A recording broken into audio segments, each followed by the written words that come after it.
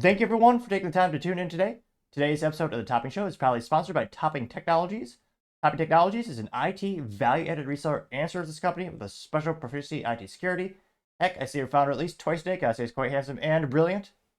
He's me, you see, that's the joke. If you're an IT leader or business owner, you can reach out to the team at sales@toppingtechnologies.com. Also, still trying to get to 4,000 subscribers by the end of the month. So if you can click that button and tell your friends, I would greatly appreciate it.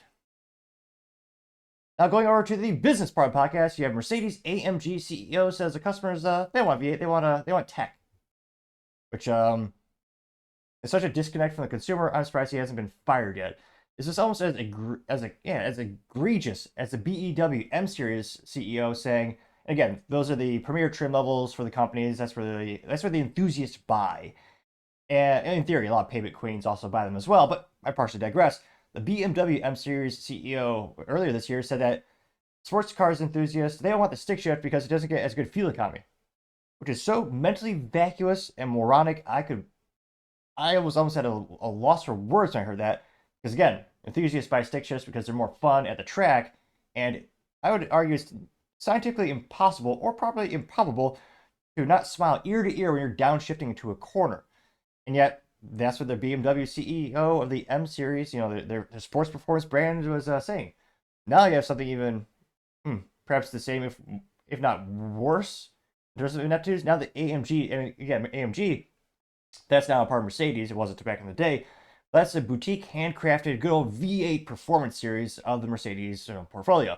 Now this comes to us again thanks to Nico, who's a writer at The Drive, and well, again, the CEO's name is Michael Sherluby, and I'm not purposely trying to butcher his name. Now, they say, quote, AMG CEO thinks customers buy its cars for tech, not V8s, which no one buys a Mercedes for tech or reliability. They're buying it for fun and performance. Now, it is also a little heartbreaking they don't make any stick shifts anymore, but I digress.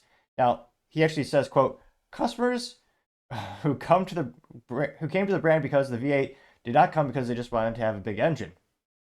Well, that's a big part. That's a big component. There you can see, was this the Mercedes AMG? What specific model is this? In full transparency, I'm not the biggest enthusiast in terms of I don't know the exact models and SKUs for all the Mercedes portfolio, but on the screen you can see one of their massively cool big old engines. They just cram that thing into the hood of the car. I mean, there's barely any space in there, which sucks as a mechanic, but it's great seeing so much power in there. Now, in the article, they continue to say, quote, Mercedes AMG's next supercar isn't going to be powered by one of the typical fire-breathing, ear-rapturing V8s. Instead, AMG's next supercar will be it's going to be uncharacteristically silent. AMG CEO Michael Schuby again says, it's clear we're going all electric.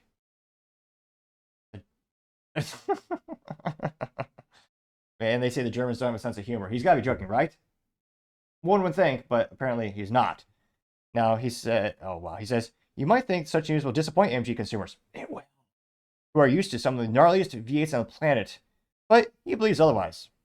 Jeez. And apparently, I know beer is a popular drink in Germany, and I don't think he's inebriated by drinking a lot.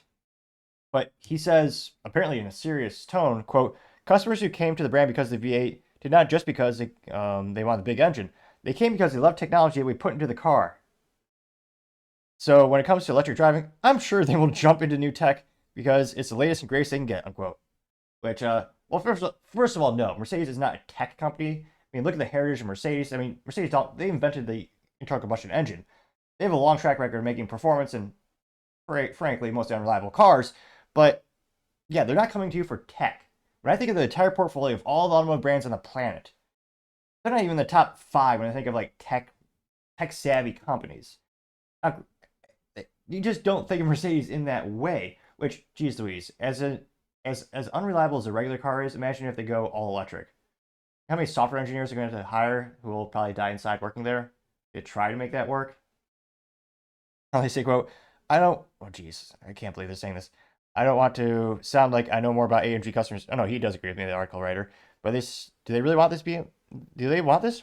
They say that, here I love when they talk about the heritage of the company. AMG was founded by 2 former Mercedes engineers to build V8 racing engines. It eventually moved on to creating engines for Mercedes high-performance road cars In the early 2000s, Mercedes bought AMG while under Daimler Chrysler and began making Mercedes AMG models that were almost exclusively V8 powered. While AMG now makes some other engines, big violent V8s have always been the backbone of the brand from its earliest days until now. The idea that consumers bought AMGs for anything other than the hand-built V8s are certainly surprising. Yeah, because it's not. Yeah, that's also German craftsmanship. There's something that people love about hand-made engines. You see this the top line of most vehicle companies: the Cadillac CTS 4V Blackwing, as well as the Cadillac CT 5V Blackwing, both hand-built. One of the very few good things GM makes in a great, V6 and V8 stick shift power available sedans in the GM portfolio. See, with the Nissan GTR, used to be hand assembled or hand built for that engine. And again, people are willing to pay more of a premium for that. Same with the top line Corvette. I mean, I just can't imagine electrifying AMG. So here's a couple other pictures of look at a massive V8 over there. They say, quote, when you pop the hood of the Mercedes AMG, there's a little metal plaque on the engine that says handcrafted by, along with the name of the builder on each AMG engine, and is assembled by a single person. It's part of the brand. One man, one engine, one philosophy. So AMG doesn't only take pride in the engine's performance, but also their quality. Which, again, you're not going to have that with EVs. It's going to be, realistically, China's dominating that, and they're going to be growing more and more. And with how much regulators are cracking down on manufacturing in their countries, I mean, I can't but wonder maybe Mercedes just white label a Chinese-made product and slap their badge on it and rebadge it. Not all the realm of possibilities. And again, one of my most viewed videos this year, when I was talking about Mercedes in particular, I was talking about how they were walking back from having, I don't know if they're drunk, but they had the idea of a inline 4 AMG sedan for Mercedes. Which again, an inline 4 or 4-cylinder engine is a great platform for a Honda Civic, especially if you have a turbo and stick shift, as all cars have by default. I love my little Honda Civic Si. Honda's had a great heritage and history of an inline 4 engine. It's what the customers expect and many of them prefer. In this case, you have a long heritage of making the V8. And then they went to an inline 4 for a little bit, and the customers completely ignored it, and no one bought the damn thing. So they finally admitted, oh yeah, we're going to go back to the V8s. So I hope maybe the pushback is so big from this experience. Because again, maybe all 18 people will buy this in terms of prospective people who are looking for an EV, and you just can't combine the two. And again, Mercedes does have some EVs, but they're not AMG.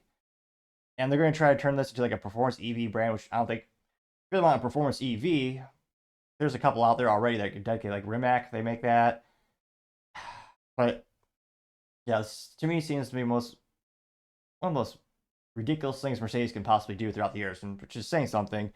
And I mean, let me know if you think differently. Do you think this is going to knock it out of the park? This is going to be the best decision Mercedes ever made in their career? Do you think sales just explode overnight and everyone will want it and they'll sell out like hotcakes?